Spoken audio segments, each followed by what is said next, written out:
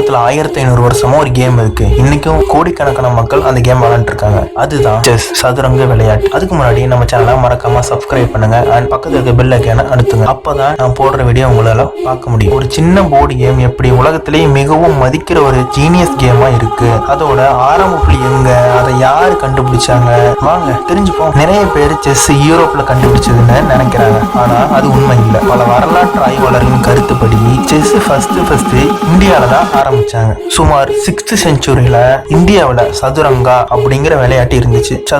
சதுரங்கான்னு 4 படைகள், அதாவது யானை படை, குதிரை படை, தேர் படை, காலாட்படை. அந்த காலத்துல போற ஒரு போர்டு கேம் விளையாடுற மாதிரி இந்த கேம் உருவாக்குனாங்க. ஆனா இந்தியாவில இருந்து ஆரம்பிச்ச இந்த கேம் எப்படி ஆயிரக்கணக்கான கிலோமீட்டர் தாண்டி உலகம் முழுசா பரவுச்சு. அதுக்கப்புறம் என்ன நடந்துச்சு, அதான் இன்னும் ஆச்சரியமான கதையை. இந்தியாவில பிறந்த சதுரங்கா வணிகர்களும் பயணிகளும் இவங்க மூலமாக தான் பெர்ஷியாவுக்கு போச்சு. அப்படின்னும் பெர்ஷியால இந்த விளையாட்டு சற்றஞ்சு மாறிச்சு. பெர்ஷியால இந்த கேம் ராஜாக்களுக்கு பிடிச்ச விளையாட்டா மாறிச்சு. போருக்கு போறதுக்கு முன்னாடி போர் யுக்திகளையும் அண்ட் போர் யுக்திகள் கத்துக்கவும் அறிவுத்திறனை வளர்க்கவும் இந்த கேமை யூஸ் பண்ணாங்க. அண்ட் இன்னைக்கு நாம சொல்ற செக்மேட்டுங்கிற வேர்ட் பெர்ஷியால இருந்து தான் வந்துச்சு. அங்க கிங்க ஷான் கூப்பிடுவாங்க அண்ட் கிங் எஸ்கேப் ஆக முடியாத சிச்சுவேஷன் இதுக்கு மீனிங். அதுக்கப்புறம் தான் செக்மேட்னு சொல்ல ஆரம்பிச்சாங்க. அரபு பேரரசு பெர்ஷியாவை கேப்சர் பண்ணும்போது செஸ் கேம் அங்கிருந்து பரவுச்சு. அப்புறம் அங்கிருந்து Spain, Italy, France, England, Europe முழுக்க செஸ் வேகமா பரவ ஆரம்பிச்சிச்சு. ஆனா யூரோப்ல செஸ்ஸுக்கு நடந்த ஒரு பெரிய மாற்றம் இந்த கேமை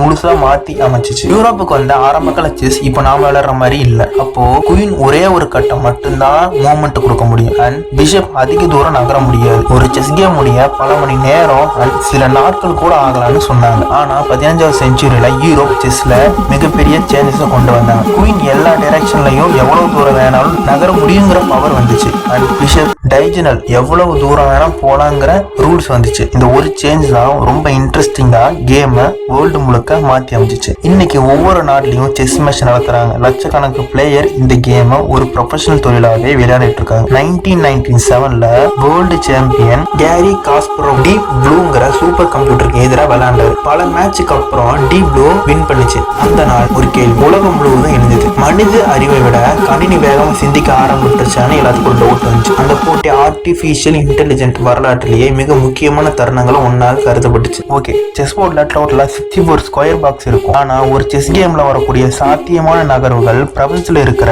நட்சத்திரங்களின் எண்ணிக்கையை விட அதிகமா இருக்கலாம்னு கணிதவியலாளர்கள் சொல்றாங்க. அதனால செஸ் இன்றில்லாத கேம்னு சொல்லுவாங்க. இன்னொரு ஃபேமஸான ஸ்டோரி இருக்கு. ஒரு ராஜா செஸ்ஸை கண்டுபிடிச்சவங்க கிட்ட உனக்கு என்ன பிரைஸ் வேணும்னு கேட்டாங்க. அதுக்கு அவரு முதல் கட்டத்துல ஒரு அரிசி, செகண்ட் கட்டத்துல 2 அரிசி, அதுக்கு அடுத்த கட்டத்துல 4 இப்படின்னு ஒவ்வொரு பாக்ஸ்லயும் முன்னாடி இருந்த கட்டத்தை விட டபுள் மடங்கு அரிசியை கொடுங்கன்னு சொன்னாராம். அதுக்கு ஒரு ராஜா சிரிச்சுக்கிட்டே சரி ஓகேன்னு சம்மதிச்சாராம். ஆனா 64வது பாக்ஸ் ரீச் பண்ண அப்புறம் தேவைப்பட்ட அரிசியோட அளவை விட உலகத்துல உற்பத்தி செய்யப்பட்ட மொத்த அரிசியோட எண்ணிக்கையை விட பல மடங்கு அதிகமா இருந்துச்சு. இந்த ஸ்டோரி ஒரு சின்ன எண்ணிக்கையில தொடங்கி தொடர்ந்து டபுள் ஆனால எவ்வளவு பெருசா மாறுதுங்கிறத விளக்க யூஸ் பண்ண ஃபேமஸான மேத்தமெட்டிக்ஸ் ஸ்டோரி இது. ஒரு நார்மல் போர்ட் கேம் ஆரம்பிச்ச செஸ் இன்னைக்கு scientist, student, military, world champion, artificial intelligent அப்படின்னு எல்லாருக்கும் யூஸ் பண்ண ஆரம்பிச்சிட்டாங்க. ஒரு ஸ்ட்ராட்டஜி கேமா இந்த கேம் எல்லாம் பிளே பண்ண ஆரம்பிச்சாங்க. மைண்ட் ரிலாக்ஸேஷனுக்கு, யோசிக்கும் திறனை இன்க்ரீஸ் பண்றதுக்கும் இந்த விளையாட்டு வந்து ரொம்ப யூஸ்ஃபுல்லா இருந்துச்சு. 1500 வருடங்களா மக்களை திங்க் பண்ண வச்சுட்டே இருந்துச்சு இந்த விளையாட்டு. அப்படின்னா நீங்க